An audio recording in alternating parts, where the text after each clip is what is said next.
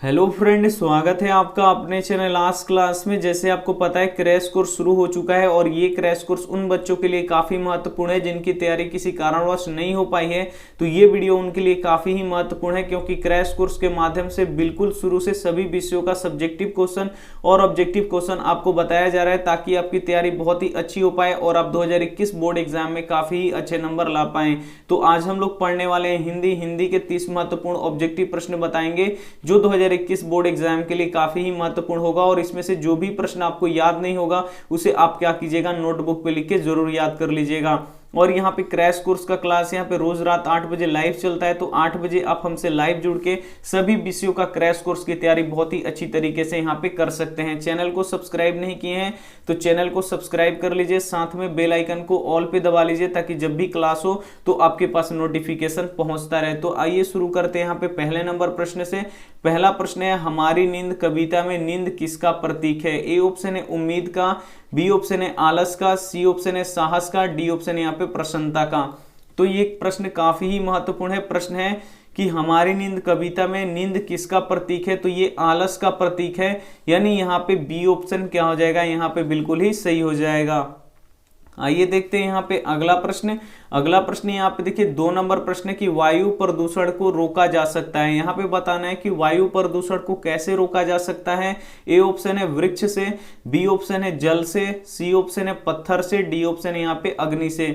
तो वायु प्रदूषण को कैसे रोका जा सकता है? तो वायु प्रदूषण को वृक्ष से रोका जा सकता है, यानी अधिक से अधिक वृक्षारोपण करेंगे तो वायु प्रदूषण यहाँ पे रुक जाएगा, यानी यहाँ पे ए ऑप्शन क्या हो जाएगा, यहाँ पे बिल्कुल ही सही हो जाएगा। ये देखते हैं यहाँ पे अगला प्रश्न। अगला प्रश्न यहाँ पे देखिए 3 नंबर प्रश्न है कि लबादा का अर्थ क्या होता है? काफी ही महत्वपूर्ण प्रश्न है ये कि लबादा का अर्थ क्या होता है। ए ऑप्शन है लाठी, बी ऑप्शन है परिधान, सी ऑप्शन है भक्ति, डी ऑप्शन है यहाँ पे समाज। तो यहाँ पे बताना है आपको कि लबादा का अर्थ क्या होता है। तो लबादा का अर्थ यहाँ पे परिधान होता है, ये आपको यहाँ पे याद रखना है। काफी ही महत्वपूर्ण प्रश्न है, यानी यहाँ पे बी ऑप्शन क्या हो जाएगा, यहाँ पे बिल्कुल ही सही हो जाएगा। ये देखते हैं यहाँ पे अगला प्रश्न। अगला प्रश्न यहाँ पे देखिए 4 नंबर प्रश्न है कि दही वाली मंगमा कहानी का प्रमुख पात्र कौन है? यहाँ पे बताना है कि जो दही वाली मंगमा कहानी है इसका प्रमुख पात्र कौन है। ए ऑप्शन है लक्ष्मी, बी ऑप्शन है मंगमा, सी ऑप्शन है सीता, डी ऑप्शन है यहाँ पे रोहन। तो यहाँ पे बताना है कि दही वाली मंगमा का प्रमुख पात्र कौन है। तो कौन है, यहाँ पे मंगमा है, यानी यहाँ पे बी ऑप्शन क्या हो जाएगा, यहाँ पे बिल्कुल ही सही हो जाएगा। ये देखते हैं यहाँ पे अगला प्रश्न। अगला प्रश्न है 5 नंबर की अमराई का कुआं कहाँ स्थित है? जो अमराई का कुआं है वो कहाँ पे स्थित है आपको बताना है। ए ऑप्शन है रास्ते में, बी ऑप्शन है खेत में, सी ऑप्शन है शहर में, डी ऑप्शन है बाजार में। तो यहाँ पे आपको बताना है कि अमराई का कुआं कहाँ स्थित है। तो अमराई का कुआं यहाँ पे रास्ते में स्थित है, यानी यहाँ पे ए ऑप्शन क्या हो जाएगा, यहाँ पे बिल्कुल ही सही हो जाएगा। काफी ही महत्वपूर्ण प्रश्न है, तो आप लोग एक भी प्रश्न को स्किप मत कीजिएगा, बिल्कुल वीडियो को शुरू से लेकर अंत तक देखिएगा। वीडियो को लाइक कर दीजिएगा, चैनल को सब्सक्राइब नहीं किए हैं तो चैनल को सब्सक्राइब भी कर दीजिएगा। ये देखते हैं यहाँ पे अगला प्रश्न। अगला प्रश्न यहाँ पे देखिए 6 नंबर प्रश्न है कि बाढ़ की समस्या किस कहानी के केंद्र में है। ए ऑप्शन है माँ, बी ऑप्शन है ढहते विश्वास, सी ऑप्शन है नगर, डी ऑप्शन है धरती कब तक घूमेगी। यहाँ पे बताना है आपको कि बाढ़ की समस्या किस कहानी के केंद्र में है। तो ये ढहते विश्वास जो कहानी है इसके केंद्र में बाढ़ की समस्या है, यानी यहाँ पे क्या हो जाएगा, बी ऑप्शन क्या हो जाएगा, यहाँ पे बिल्कुल ही सही हो जाएगा। ये देखते हैं यहाँ पे अगला प्रश्न। अगला प्रश्न यहाँ पे देखिए 7 नंबर प्रश्न है कि सोफर का अर्थ क्या होता है। यहाँ पे आपको बताना है कि सोफर का अर्थ क्या होता है और ये काफी ही महत्वपूर्ण है। ए ऑप्शन है सभ्यता, बी ऑप्शन है संबंधी, सी ऑप्शन है ड्राइवर, डी ऑप्शन यहाँ पे मिस्त्री। तो यहाँ पे देखिए सोफर का अर्थ क्या होता है, यहाँ पे आपको बताना है। तो सोफर का अर्थ यहाँ पे ड्राइवर होता है, यानी यहाँ पे सी ऑप्शन क्या हो जाएगा, यहाँ पे बिल्कुल ही सही हो जाएगा। ये देखते हैं यहाँ पे अगला प्रश्न।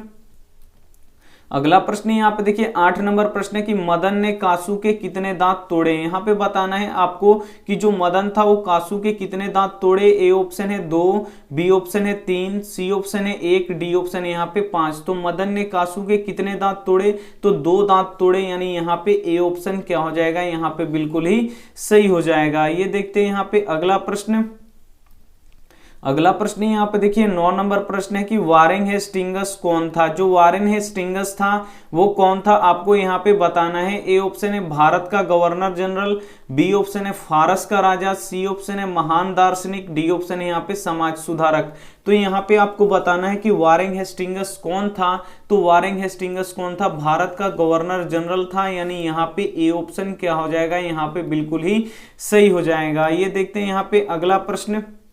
अगला प्रश्न 10 नंबर काफी महत्वपूर्ण है कि मेघदूतम का जर्मनी में अनुवाद किसने किया। जो मेघदूतम कालिदास का जो किताब है इसका जर्मनी में अनुवाद किसने किया, यहाँ पे आपको बताना है। ए ऑप्शन है ईश्वर पेटलिकर ने, बी ऑप्शन है रूसो ने, सी ऑप्शन है मैक्स मूलर ने, डी ऑप्शन है यहाँ पे सतकोड़ी होता ने। तो यहाँ पे बताना है आपको कि मेघदूतम का जर्मनी में अनुवाद किसने किया था। तो मैक्स मूलर ने किया था, यानी यहाँ पे क्या हो जाएगा, सी ऑप्शन क्या हो जाएगा, यहाँ पे बिल्कुल ही सही हो जाएगा। ये देखते हैं यहाँ पे अगला प्रश्न।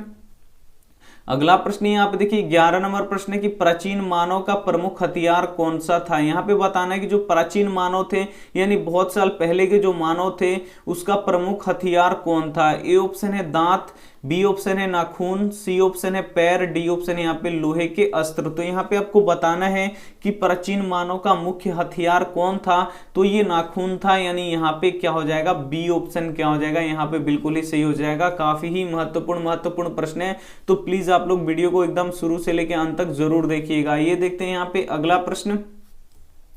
अगला प्रश्न यहाँ पे देखिए 12 नंबर प्रश्न है कि देवताओं का राजा कहकर किसे संबोधित किया जाता है। यहाँ पे बताना है कि देवताओं का राजा कहकर किसे संबोधित किया जाता है। ए ऑप्शन है महादेव को, बी ऑप्शन है विष्णु को, सी ऑप्शन है इंद्र को, डी ऑप्शन है यहाँ पे ब्रह्मा को। तो यहाँ पे देवताओं का राजा कहकर किसे संबोधित किया जाता है। तो जो भगवान इंद्र हैं इनको क्या किया जाता है, देवताओं का यहाँ पे राजा कहकर यहाँ पे संबोधित किया जाता है, यानी यहाँ पे सी ऑप्शन क्या हो जाएगा, यहाँ पे बिल्कुल ही सही हो जाएगा। ये देखते हैं यहाँ पे अगला प्रश्न।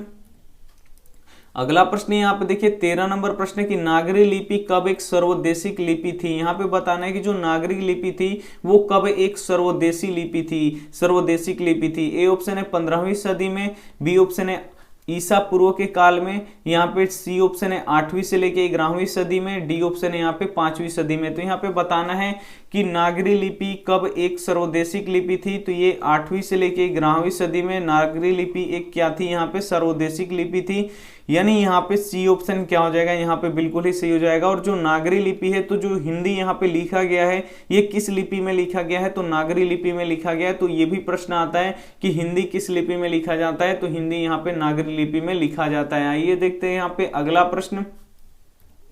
अगला प्रश्न यहाँ पे देखिए 14 नंबर प्रश्न है कि मौत का नगर किस लेखक की कहानी है। यहाँ पे बताना है कि जो मौत का नगर है वो किस लेखक की ये कहानी है। जो मौत का नगर कहानी है वो किस लेखक का है। ए ऑप्शन है यहाँ पे अनामिका, बी ऑप्शन है महादेवी वर्मा, सी ऑप्शन है अमरकांत, डी ऑप्शन है यहाँ पे रामविलास। तो यहाँ पे आपको बताना है कि मौत का नगर किस लेखक का कहानी है। तो ये अमरकांत जी का है, यानी यहाँ पे सी ऑप्शन क्या हो जाएगा, यहाँ पे बिल्कुल ही सही हो जाएगा। ये देखते हैं यहाँ पे अगला प्रश्न।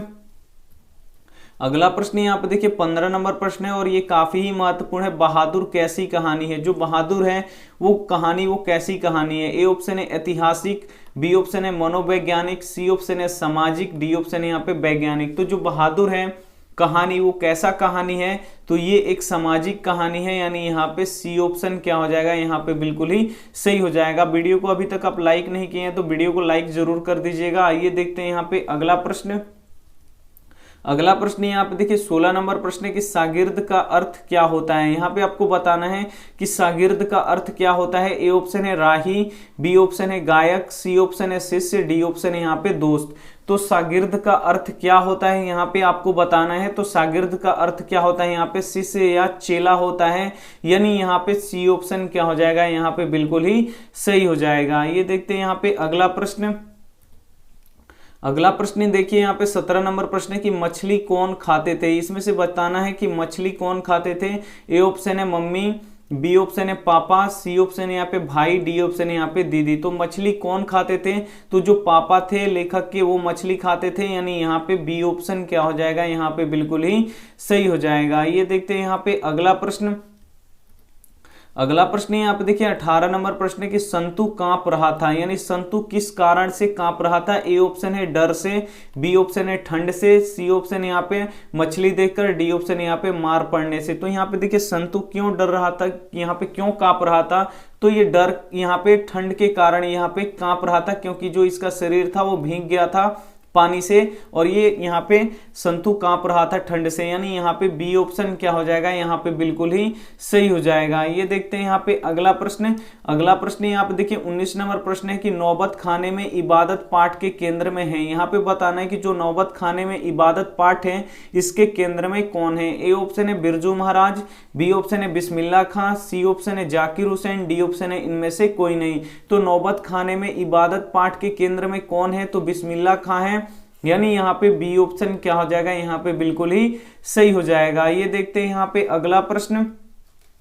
अगला प्रश्न यहाँ पे देखिए 20 नंबर प्रश्न है कि शेक्सपियर किस भाषा के कवि हैं। यहाँ पे बताना है कि जो शेक्सपियर हैं वो किस भाषा के यहाँ पे कवि हैं। ए ऑप्शन है ग्रीक, बी ऑप्शन है अंग्रेजी, सी ऑप्शन है फ्रेंच, डी ऑप्शन है यहाँ पे संस्कृत। और ये प्रश्न काफी ही महत्वपूर्ण है आपके बोर्ड एग्जाम के लिए कि शेक्सपियर किस भाषा के कवि हैं। तो शेक्सपियर यहाँ पे इंग्लिश यानी अंग्रेजी भाषा के कवि हैं, यानी यहाँ पे बी ऑप्शन क्या हो जाएगा, यहाँ पे बिल्कुल ही सही हो जाएगा। ये देखते हैं यहाँ पे अगला प्रश्न।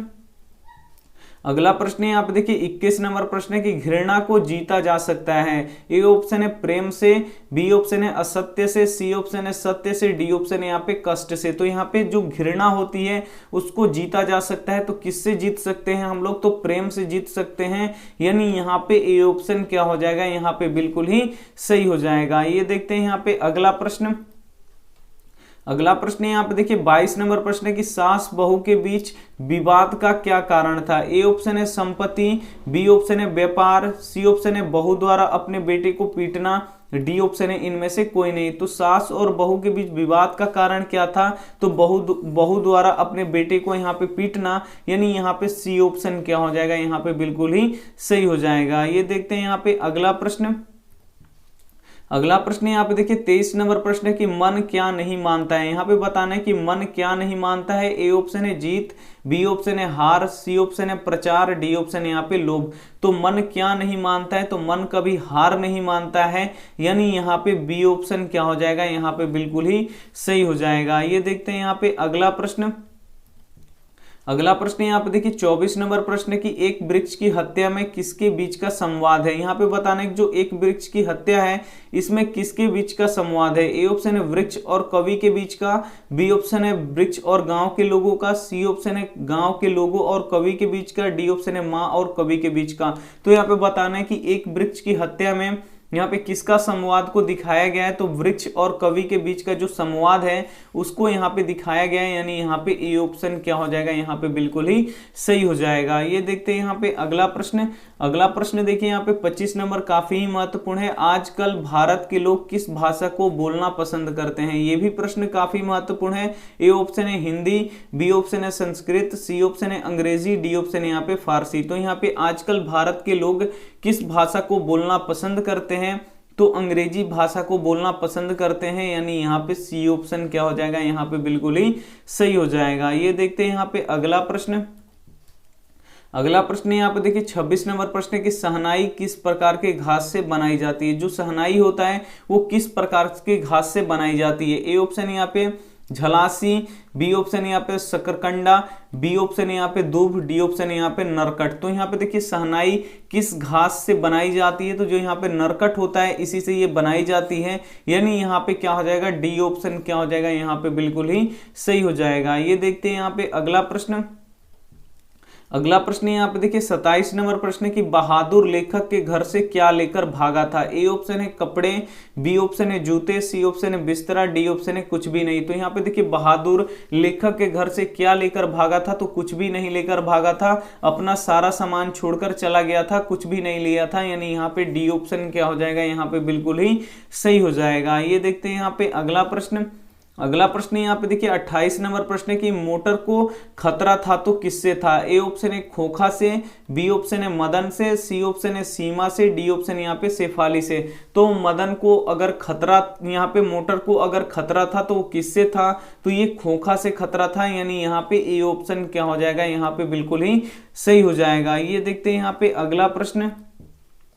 अगला प्रश्न यहाँ पे देखिए 29 नंबर प्रश्न है कि भाईचारे का दूसरा नाम क्या है। ए ऑप्शन है लोकतंत्र, बी ऑप्शन है श्रम, सी ऑप्शन है समूह, डी ऑप्शन है यहाँ पे राजतंत्र। तो यहाँ पे बताना है कि भाईचारे का दूसरा नाम क्या है, तो भाईचारे का दूसरा नाम यहाँ पे लोकतंत्र है, यानी यहाँ पे ए ऑप्शन क्या हो जाएगा, यहाँ पे बिल्कुल ही सही हो जाएगा। ये देखते हैं यहाँ पे अगला प्रश्न। अगला प्रश्न यहाँ पे देखिए 30 नंबर प्रश्न है कि बहादुर का स्वभाव कैसा था। जो बहादुर था उसका स्वभाव कैसा था। ए ऑप्शन है चोर था, बी ऑप्शन है कर्मठ और ईमानदार था, सी ऑप्शन है कामचोर था, डी ऑप्शन यहाँ पे आलसी था। तो बहादुर का स्वभाव कैसा था, तो बहादुर कैसा था, कर्मठ और ईमानदार था, यानी यहाँ पे बी ऑप्शन क्या हो जाएगा, यहाँ पे बिल्कुल ही सही हो जाएगा। ये देखते हैं यहाँ पे होमवर्क प्रश्न। यहाँ पे आप 30 ऑब्जेक्टिव प्रश्न देख चुके हैं। अगर इसमें से जो भी प्रश्न आपको याद नहीं होगा उसे आप लोग प्लीज नोटबुक पे आप लोग लिख के याद कर लीजिएगा। और ये रहा आपका होमवर्क प्रश्न। होमवर्क प्रश्न है अविन्यो किस देश में स्थित है। जो अविन्यो है वो किस देश में स्थित है आपको यहाँ पे बताना है। ए ऑप्शन है रूस में, बी ऑप्शन है फ्रांस में, सी ऑप्शन है जर्मनी में, डी ऑप्शन है यहाँ पे अमेरिका में। तो अविन्यो किस देश में स्थित है, यहाँ पे जो भी आपको यहाँ पे आंसर सही लगे वो आप हमें कमेंट करके जरूर बताइएगा। आपके कमेंट का यहाँ पे इंतजार रहेगा। अगर वीडियो अच्छी लगी है तो वीडियो को आप लोग जरूर लाइक कर दीजिएगा। अपने दोस्तों अपने भाइयों के पास इस वीडियो को जरूर शेयर कीजिएगा। जो भी 10वीं में पढ़ते हैं उनके पास ये वीडियो जरूर शेयर कीजिएगा। चैनल को सब्सक्राइब नहीं किए हैं तो चैनल को सब्सक्राइब भी कर लीजिएगा। अपने दोस्तों को भी बोलिएगा चैनल को सब्सक्राइब करने के लिए। Thank you for watching. मिलते हैं अगले वीडियो में। और यहाँ पे 5 बजे सुबह में यहाँ पे लाइव टेस्ट होता है तो आप लोग टेस्ट में जरूर जुड़िए। तो मिलते हैं सुबह 5 वाली वीडियो में। तब तक अपना ध्यान रखिए, मन लगा के पढ़ाई कीजिए। Take care and bye.